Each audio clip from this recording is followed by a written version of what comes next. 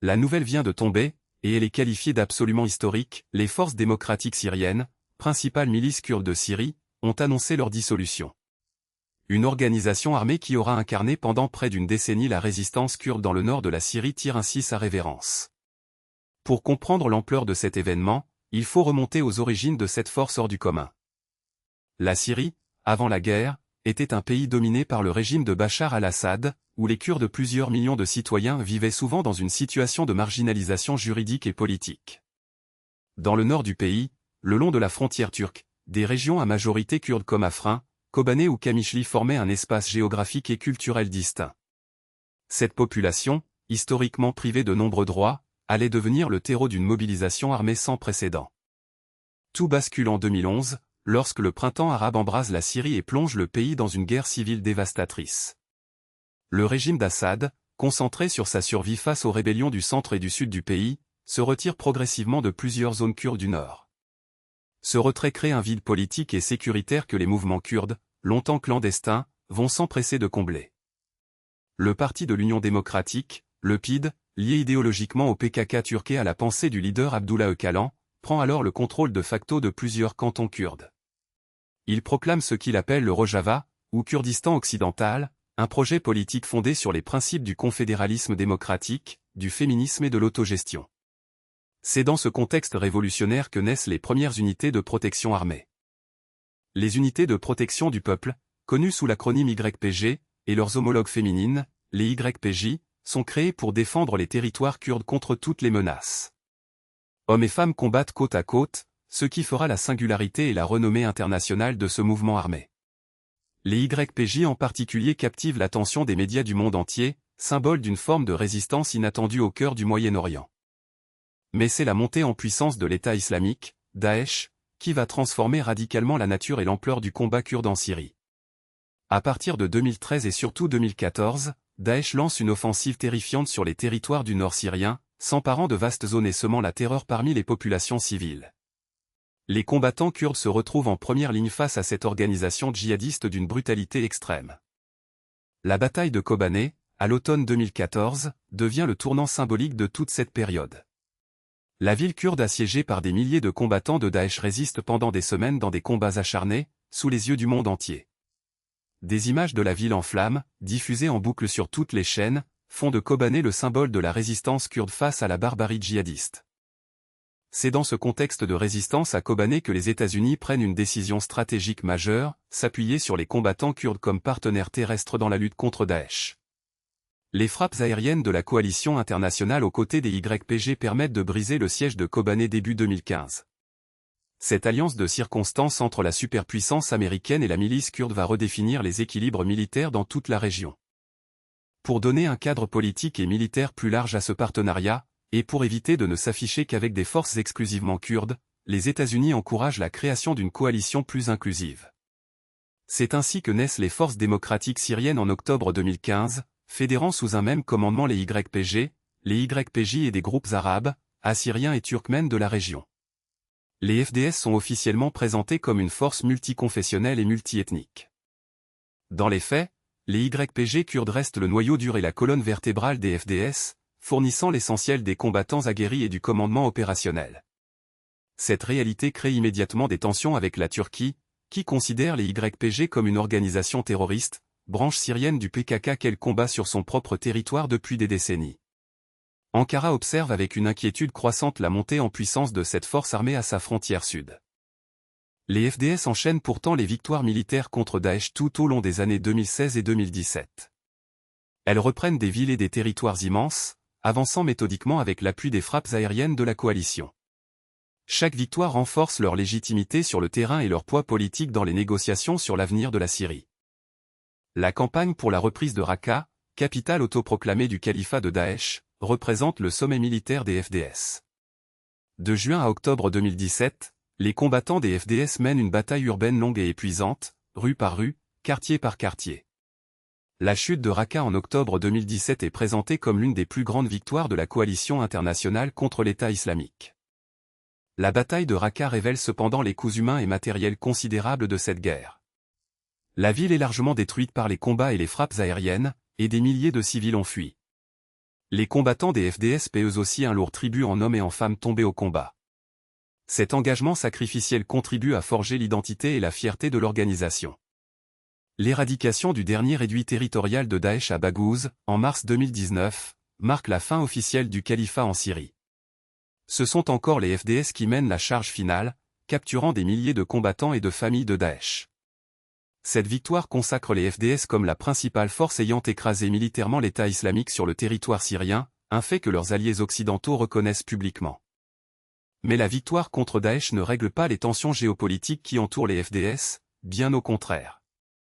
La Turquie multiplie les pressions sur ses alliés de l'OTAN pour qu'ils cessent leur soutien aux combattants kurdes, qu'elle assimile systématiquement au PKK. Washington se retrouve pris dans une contradiction douloureuse entre sa fidélité à un allié stratégique turc et sa reconnaissance envers des partenaires kurdes qui ont payé le prix du sang contre Daesh. Cette tension éclate au grand jour en octobre 2019 lorsque le président américain Donald Trump annonce le retrait des forces spéciales américaines du nord de la Syrie. Dans la foulée, la Turquie lance l'opération Source de paix, une offensive militaire contre les zones tenues par les FDS dans le nord-est syrien. Les combattants kurdes, qui avaient combattu aux côtés des Américains, se sentent trahis et abandonnés par leur allié de circonstance. L'offensive turque de 2019 contraint les FDS à des négociations douloureuses et à des repositionnements tactiques. Une partie des territoires du nord-ouest, notamment autour d'Afrin, avait déjà été perdue lors d'une précédente opération turque début 2018. Ces pertes territoriales successives affaiblissent le projet du Rojava et fragilisent la légitimité politique des FDS auprès des populations qu'elles étaient censées protéger. Pendant ce temps, dans les zones qu'elles contrôlent encore, les FDS et le système politique du Rojava tentent de construire des institutions civiles. Des conseils locaux, des tribunaux, des écoles enseignant en kurde, des coopératives économiques voient le jour selon les principes du confédéralisme démocratique inspiré de Calan. Cette expérience politique originale attire l'attention d'universitaires et de militants du monde entier, même si ses contours réels font l'objet de nombreux débats. La question des prisonniers de Daesh détenus par les FDS devient un autre dossier explosif sur la scène internationale. Des dizaines de milliers de combattants étrangers, de femmes et d'enfants liés à l'État islamique sont retenus dans des camps et des prisons gérées par les forces kurdes. Les FDS réclament régulièrement aux pays occidentaux qu'ils reprennent leurs ressortissants, mais ces demandes se heurtent le plus souvent à l'inaction des gouvernements concernés. La chute soudaine du régime de Bachar al-Assad fin 2024 rebat une nouvelle fois toutes les cartes en Syrie. Ce bouleversement majeur, mené par des groupes rebelles islamistes dont Hayat Tahrir al-Sham, crée une situation inédite où les FDS doivent se repositionner face à un nouveau pouvoir central à Damas. Les négociations s'engagent entre les représentants kurdes et les nouvelles autorités syriennes sur l'avenir des zones autonomes du Nord-Est. Ces négociations sont complexes et tendues, car les nouvelles autorités syriennes issues de la rébellion islamiste et les FDS portent des visions très différentes de l'avenir du pays. Les Kurdes souhaitent préserver une forme d'autonomie et de reconnaissance de leur identité culturelle et politique. Le nouveau pouvoir central, soutenu par la Turquie, est quant à lui hostile à toute forme de fédéralisme ou d'autonomie kurde institutionnalisée. C'est dans ce contexte de recomposition totale du paysage syrien que les FDS engagent des discussions sur leur propre avenir institutionnel. Certains au sein du mouvement plaident pour une intégration dans une armée nationale syrienne unifiée, à condition d'obtenir des garanties sur les droits kurdes. D'autres résistent à toute idée de dissolution, craignant de perdre la seule protection armée que la communauté kurde ait jamais réellement possédée en Syrie. La pression internationale, notamment américaine, joue un rôle déterminant dans l'évolution de la position des FDS. Washington, qui cherche à stabiliser la Syrie post-Assad tout en gérant ses relations avec Ankara, pousse en faveur d'un arrangement qui permettrait l'intégration des forces kurdes dans des structures nationales. Les FDS se retrouvent une nouvelle fois à naviguer entre les intérêts contradictoires des grandes puissances qui ont façonné leur destin. Le débat interne au FDS est aussi un débat identitaire profond. Que signifie dissoudre une organisation qui a donné sa vie à des milliers de combattants, hommes et femmes, au nom d'un idéal politique et d'une promesse de protection pour tout un peuple? Les familles de combattants tombés au combat regardent ces négociations avec une douleur mêlée d'incompréhension. L'héritage des martyrs pèse lourd dans chaque décision. Les FDS ont également laissé une empreinte durable sur la question du rôle des femmes dans les conflits armés au Moyen-Orient. Les combattantes des YPJ, intégrés au FDS, ont brisé des tabous profonds dans une région où les femmes sont rarement perçues comme des acteurs militaires à part entière. Des documentaires, des reportages, des livres leur ont été consacrés, contribuant à internationaliser l'image de la résistance kurde syrienne. Sur le plan militaire, les FDS auront constitué l'une des forces de combat les plus efficaces et les mieux organisées de tout le conflit syrien. Leur capacité à mener des opérations complexes, à coordonner avec une coalition aérienne étrangère et à administrer de vastes territoires les distinguait nettement des autres groupes armés non étatiques de la région.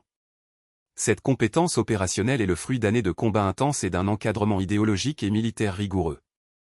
L'annonce de dissolution des FDS soulève immédiatement des questions sur le sort des combattants, des prisonniers de Daesh qu'elle gère, et des institutions civiles du Rojava. Qui prendra en charge les camps de déplacés, les prisons surpeuplées, les services publics que les structures autonomes kurdes faisaient fonctionner dans le nord-est syrien? La transition, si elle se concrétise, s'annonce aussi fragile que complexe. Pour la communauté internationale, cette dissolution représente à la fois un soulagement diplomatique et une source d'inquiétude. Un soulagement parce qu'elle ouvre la voie à une possible stabilisation politique en Syrie.